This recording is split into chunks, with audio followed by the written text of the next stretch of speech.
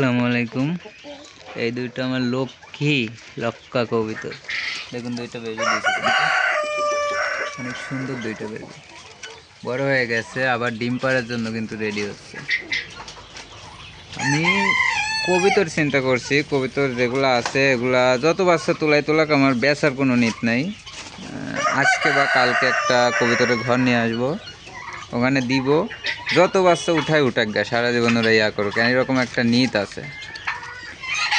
তো কবিতরগুলা ওই বাইরের ঘরে দিয়ে দিব। এখন শীত, এখন আর বের করবো না, কিছুদিন পর করব, কিন্তু আজকে বা কালকে ঘরটা কিনে আনবো।